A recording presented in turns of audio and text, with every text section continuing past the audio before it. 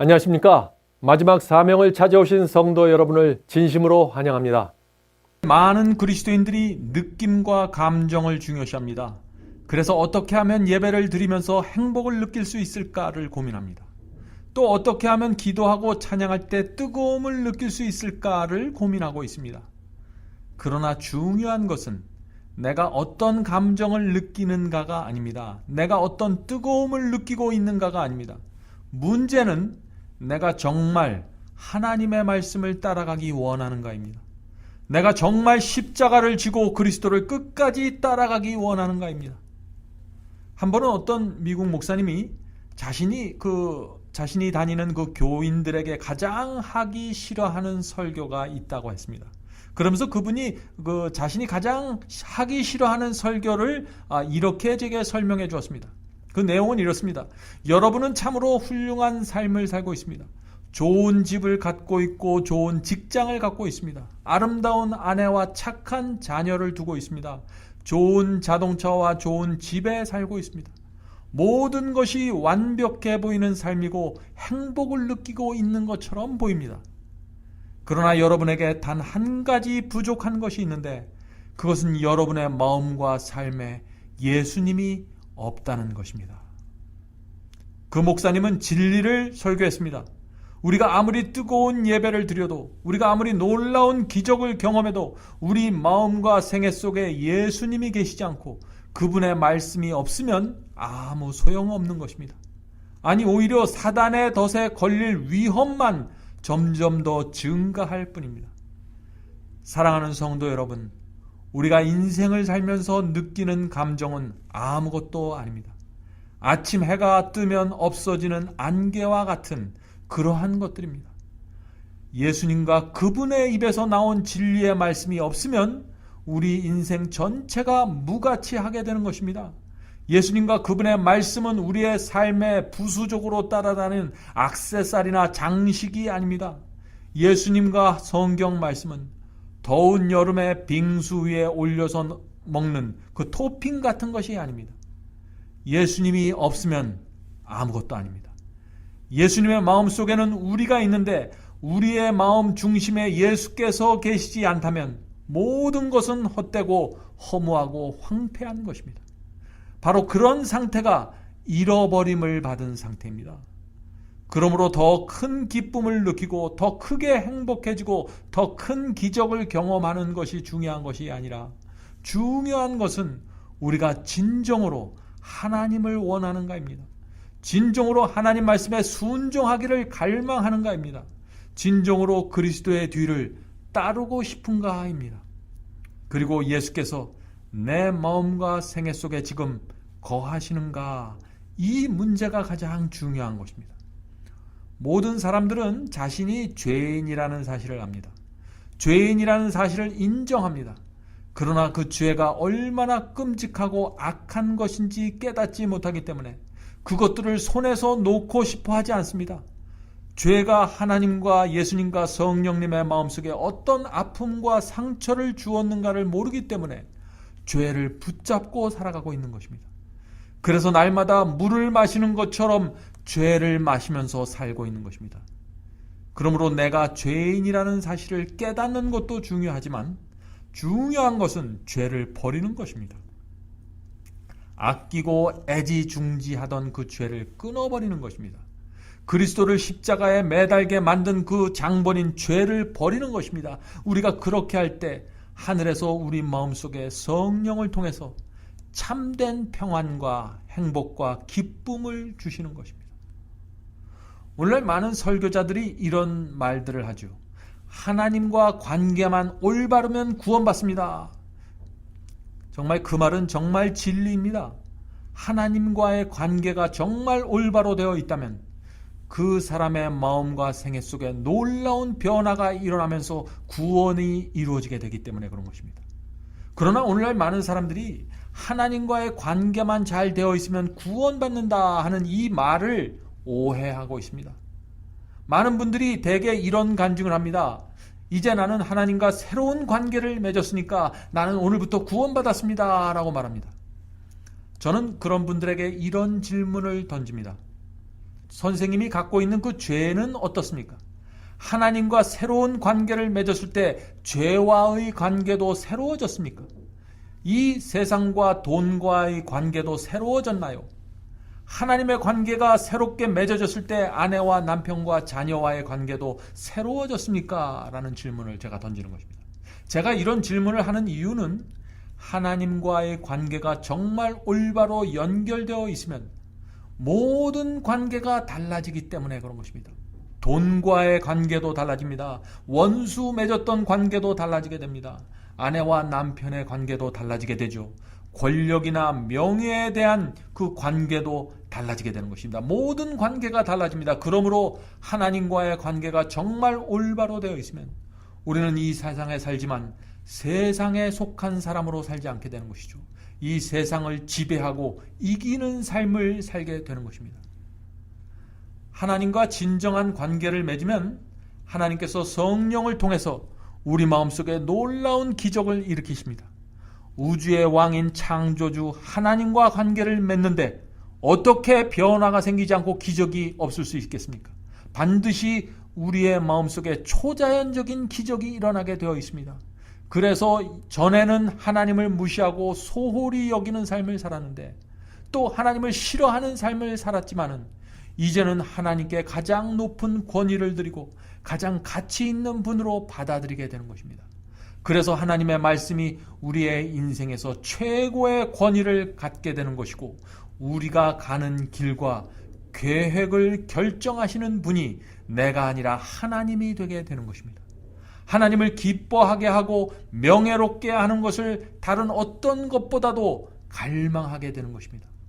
하나님과 올바른 관계를 맺으면 더 이상 내 기쁨과 내 행복이 중심이 되는 것이 아니라 모든 목적과 초점이 하나님의 기쁨과 명예에 맞추어지게 되는 것입니다.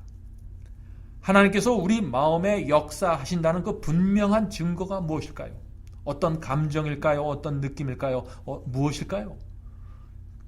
가장 분명한 증거는 우리가 사랑하던 죄를 미워하게 되는 것입니다.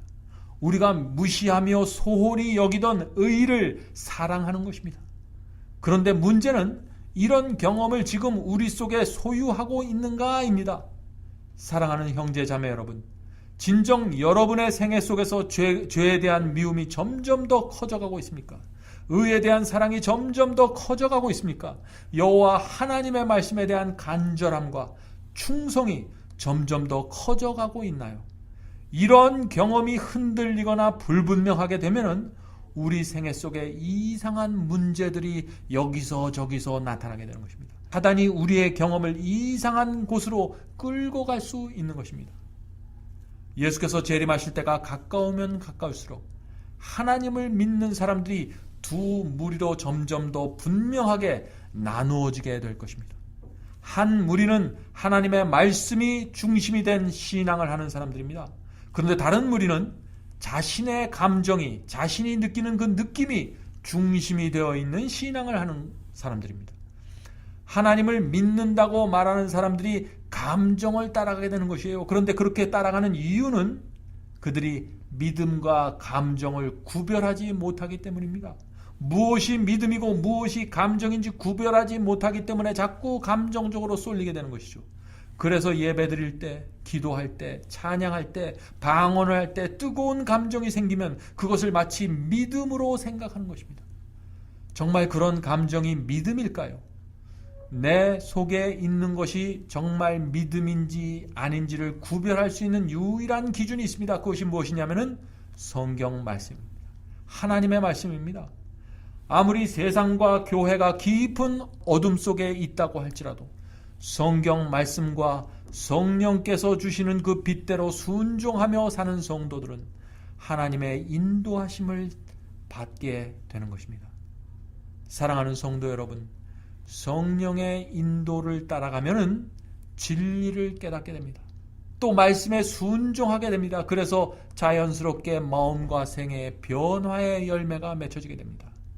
그러나 사단의 미혹을 따라가면은 외로워집니다. 공허함을 느끼게 되고 부패한 삶을 살다가 사단의 미혹에 빠져서 멸망당하게 되는 것입니다.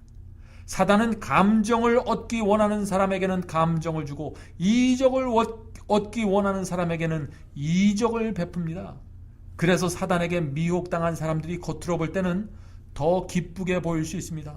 더 행복하게 보일 수 있습니다. 하늘의 큰 권능을 가진 것처럼 보일 수 있습니다. 그러나 실제로는 돌이키기 힘들 정도로 깊은 미혹으로 들어가고 있는 것입니다. 하나님의 말씀보다 감정을 중요시 여기는 사람들은 지금 제가 말씀드린 이런 미혹으로 들어갈 수 있기 때문에 매우 조심하셔야 됩니다. 오늘날 많은 사람들이 황홀하고 뜨거운 감정을 느껴야만 하나님의 임재를 느낄 수 있다고 생각하고 있습니다. 또 감정적으로 뜨거워져야 구원에 대한 확신을 가질 수 있다고 믿는 사람들이 점점 더 많아지고 있습니다. 그런데 그런 분들은 사단이 조작하는 그 초자연적인 현상과 이적에 미혹당하기 아주 쉬운 형편에 있는 것입니다. 왜냐하면 사단은 감정과 신앙을 혼돈하는 사람들에게 거짓 은사와 이적을 던져주기 때문에 그런 것입니다.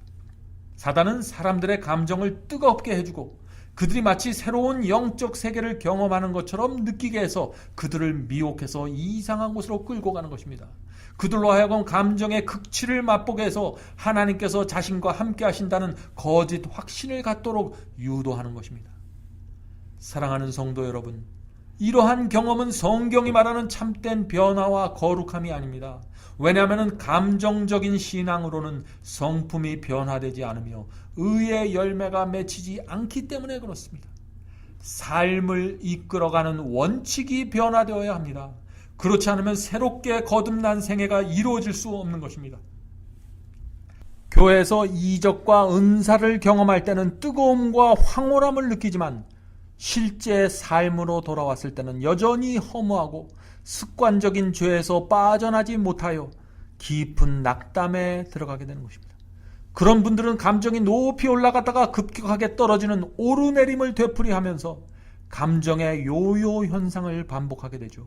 그 결과 극도의 심리적 불안정과 우울증을 갖게 됩니다. 자, 무엇이 문제입니까?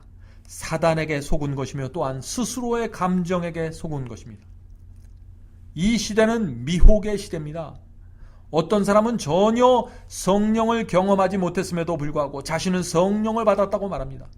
회개하지 않았고 말씀과 예언에 관심이 없으며 세상과 돈을 사랑하는 사람도 성령을 받았다고 주장하는 일들이 오늘날 교회 속에서 많이 일어나고 있습니다. 심령 부흥 집회나 기도원에서 성령 안수를 받은 사람들은 대개 자신의 경험을 이렇게 설명합니다. 제 등이 갑자기 뜨끈뜨끈해졌습니다. 눈앞에서 파란 불이 번쩍거렸습니다. 가슴 속에서부터 뜨거운 기운이 나오게 되었고 더러운 것이 제 입을 통해서 쏟아져 나가는 것을 느낄 수 있었습니다. 온 몸을 무엇인가가 나를 사로잡았습니다. 몸이 사시나무처럼 떨리고 나도 모르게 방언이 터져 나왔습니다. 병이 나은 것 같았고 기분이 좋아져서 나도 모르게 바닥에 대굴대굴 굴렀습니다. 정말 그것은 황홀한 경험이었습니다. 감정을 따라가는 사람의 신앙은 감정 이상으로 향상되지 못합니다. 그런 사람은 모래 위에 집을 짓고 있는 것과 같은 것입니다. 고통과 시련이 닥치고 하나님의 임재가 느껴지지 않은 상황이 되면 신앙은 곧바로 무너져 버리고 맙니다. 사랑하는 성도 여러분, 하나님께서 나와 함께 계신다는 증거가 무엇일까요? 그것은 변화된 마음이며 자아와 교만이 죽은 생애입니다. 세상을 미워하고 거룩한 것을 사모하면서 좁은 길을 걷는 삶이 하나님께서 나와 함께 계신다는 가장 분명한 증거입니다. 자, 그렇다면 감정적인 신앙을 가졌다는 증거는 무엇일까요? 그것은 분명하게 제시되어 있는 하나님의 말씀을 무시하는 것입니다. 진리를 무시하는 것입니다. 그러면서 내 뜻과 내 주장을 포기하지 않는 것입니다. 하나님께서 성경을 통하여 분명하게 밝히신 말씀을 알면서도 다른 길로 걸어가는 것, 그것이야말로 감정을 따라가고 있는 신앙입니다. 하나님의 말씀보다 감정을 중요시 여기는 사람은 하나님의 말씀이 무엇을 요구하는지 알면서도 대개 이렇게 얘기합니다. 성령께서 내게 개인적으로 알려줄 때까지 나는 이 길을 그대로 가겠습니다 라고 고집하는 모습을 나타냅니다. 사단은 그런 사람들에게 접근해서 그들이 원하는 감정과 느낌을 줍니다. 이적을 베풉니다. 그래서 덫에 걸리게 만드는 것입니다. 그런 사람들은 사단의 농간을 하나님께서 자신에게 허락하시는 놀라운 체험으로 받아들이게 되는 것입니다. 사단의 거짓 이적을 하늘에서 내려온 이적으로 받아들이게 되는 것이죠. 결국 그들이 어떻게 될까요? 하나님의 말씀이 요구하는 것을 저버리고 자신의 감정과 느낌이 요구하는 것을 따라서 넓은 길을 걷게 되는 것입니다. 그 길은 사단이 인도하는 길입니다. 우리는 잊지 말아야 합니다. 하나님께서 허락하시는 그 영적인 경험은 항상 거룩한 하나님의 말씀과 성경 말씀과 조화를 이루고 있다는 사실을 우리가 잊지 말아야 되는 것입니다. 사랑하는 성도 여러분, 느낌은 믿음이 아닙니다. 그리스도인은 이 둘을, 느낌과 믿음의 차이를 분명하게 구별할 수 있어야 합니다. 많은 사람들이 믿음을 활용하는 대신에 자신에게 어떤 특별한 느낌이 올 때까지 기다립니다. 믿음은 홍해가 갈라지는 놀라운 광경을 보고 흥분하는 것이 아닙니다. 믿음은 어떤 특별한 감정이 생길 때까지 기다리는 것이 아닙니다. 믿음은 하나님의 말씀을 신뢰하는 마음으로 순종하는 것입니다. 내가 어떤 느낌도 갖지 않았고 내게 어떤 아주 황홀한 느낌이 없을지라도 하나님의 말씀에 이렇게 기록되어 있으니까 내가 그 길을 걷는 것입니다. 그것이 믿음입니다. 믿음으로 순종하고 전진하였을 때 영광스러운 감격과 감사와 기쁨의 정신을 우리가 축복으로 받게 되는 것입니다. 믿음은 환경과 조건에 상관없이 활용할 수 있지만 느낌과 감정은 우리가 믿음을 활용한 결과로 얻어질 수 있는 하나님의 선물입니다. 하나님의 말씀에 순종하면서 믿음으로 사는 사람들 마음속에 하나님께서는 기쁨과 확신을 선물로 주시는 것입니다. 그러므로 믿음을 활용하지 않고 하나님 말씀에 순종하지 않으면서 감정을 인위적으로 만들어내려고 애쓰게 되면 찬양하면서 기도하면서 예배드리면서 뜨거운 감정을, 행복한 감정을 인위적으로 만들어내려고 애쓰게 되면 사단이 개입할 수 있는 틈을 열어주는 것입니다. 죄를 버리지 않고 회개하지 않으면서 기쁨과 행복을 추구하면 사단의 덫에 걸려들게 되는 것입니다. 하나님께서 허락하시는 그 하늘로부터 내려오는 감정과 느낌은 우리 스스로 만들어낼 수 없는데, 왜냐하면 그것은 회개와 믿음과 순종의 결과로 얻어지는 하늘의 선물이기 때문에 그런 것입니다. 오늘날 기독교 안에 이런 분들이 많이 있습니다.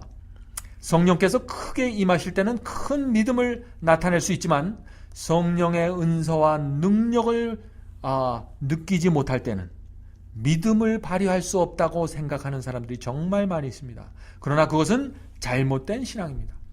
우리가 성령의 결핍을 느낄 때야말로 믿음을 활용할 때입니다. 칠흑같이 어두운 구름이 마음을 덮을 때야말로, 우울한 느낌이 마음을 어지럽힐 때야말로 믿음으로 하나님께 나가 밝고 거룩한 정신을 달라고 간구해야 할 때입니다. 아무나 기도에 응답받고 아무나 성령의 은사를 받는 것이 아닙니다. 하나님의 모든 축복에는 반드시 조건이 있습니다. 오늘날 이 세상을 압도하고 있는 한 가지 사상이 있는데 그것은 인본주의입니다. 휴머니즘이라고 부르죠.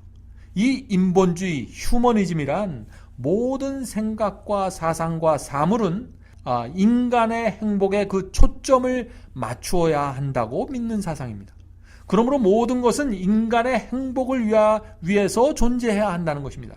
자, 얼핏 들으면은 정말 인간에 기초한 아주 고상한 사상처럼 들리죠.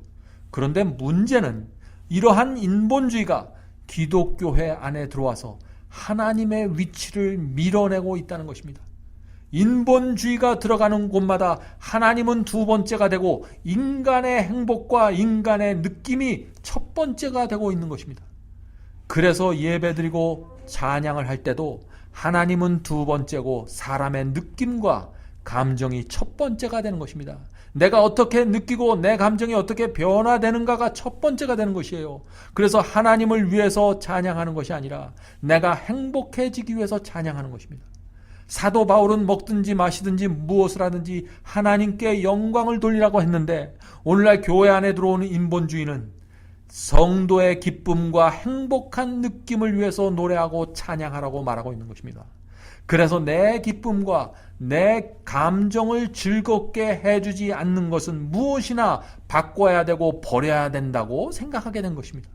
신자들의 느낌과 감정에 부담을 주고 무거움을 주는 것은 무엇이나 버려야 한다는 주장들이 교회 안에 거세게 일어나고 있는 것입니다.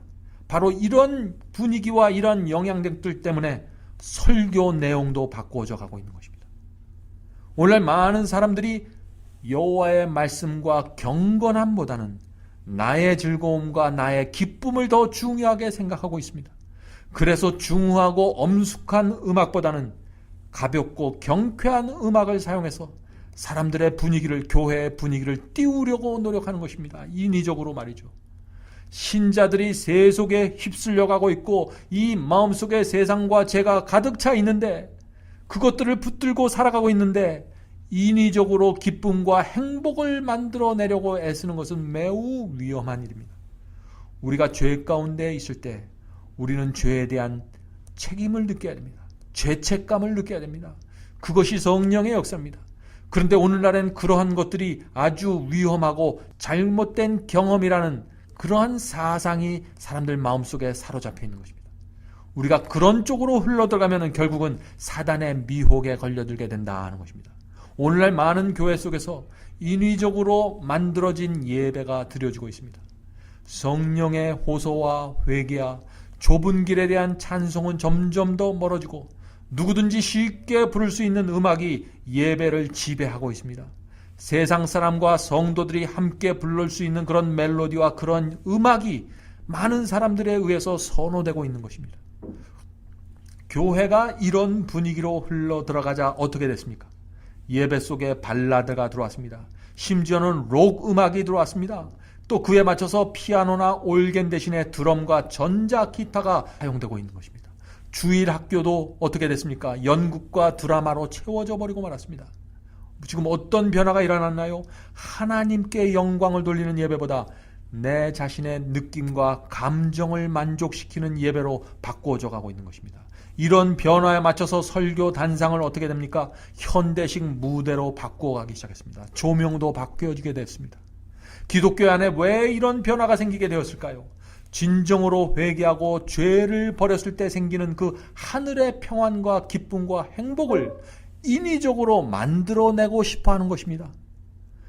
죄와 세상을 붙잡고 있으면서도 여전히 하늘의 평안과 기쁨을 느끼고 싶기 때문에 이런 음악과 이런 예배가 생기게 된 것입니다. 요즘 예배의 트렌드는 찬양을 할 때 마치 가수의 콘서트나 KBS 열린 음악회와 같은 분위기를 연출하는 것입니다. 대중가요와 같은 찬양과 강한 비트가 들어가 있는 음악을 목청 높이 부르고 나면은 속이 시원해지고 스트레스가 풀리는 것 같은 느낌을 갖게 되죠. 그런데 그런 느낌을 성령의 은혜와 감동이라고 믿는 사람들이 점점 더 많아지고 있는 것입니다. 어떤 기독교 언론인이 몇 해 전에 이런 글을 써서 세상에 내놓았습니다. 나는 몇 해 전에 로마서 12장 1절 2절을 연구하는 집회에 참석한 적이 있다. 너희는 이 세대를 본받지 말고 오직 마음을 새롭게 함으로 변화를 받아 하나님의 선하시고 기뻐하시고 온전하신 뜻이 무엇인지 분별하도록 하라. 로마서 12장 1절 2절. 그 집회의 주제 찬양으로 너희는 이 세대를 본받지 말고 오직 마음을 새롭게 함으로 변화를 받아라 라는 내용의 찬양을 모두들 열성적으로 부르고 있었다. 비록 교인들은 집회 내내 이 세대를 본받지 말자고 소리치면서 밴드에 맞춰 머리를 흔들고 발을 구르면서 찬양했지만 그들의 모습은 이미 세상을 그대로 본받은 모습이었다. 사랑하는 성도 여러분, 세상이 너무 교회 안에 깊이 들어와 있기 때문에 이제는 무엇이 거룩함이고 무엇이 세속인지 구별하기 어려운 상황이 되었습니다. 세상 사람들은 교회에서 드럼치고 발라드와 록 음악이 흘러나오는 것을 이상한 눈으로 바라보고 있습니다. 왜 교인들이 세상 음악을 부르고 있을까라고 생각하면서 이상하게 바라보고 있는 것입니다. 그러나 교회는 세상을 흉내내는 것이 행복해지는 방법이라고 생각하고 있는 것입니다. 지금 세상은 교회가 세속으로 물들어 있는 모습을 조롱하고 있습니다. 교회는 성경 말씀과 성도들의 거룩한 삶 때문에 세상으로부터 핍박을 받아야 하는데 조롱을 받고 있는 것입니다. 이 모든 일이 교회 안에 들어있는 그 감정 중심의 신앙과 인본주의 때문에 시작된 재앙입니다. 끝으로 어떤 그리스도인이 남긴 한 말씀을 전해드리겠습니다. 하나님이 우리에게 모든 것이 아니라면 아무것도 아니다. 그럼 다음 시간에 뵙겠습니다. 안녕히 계십시오.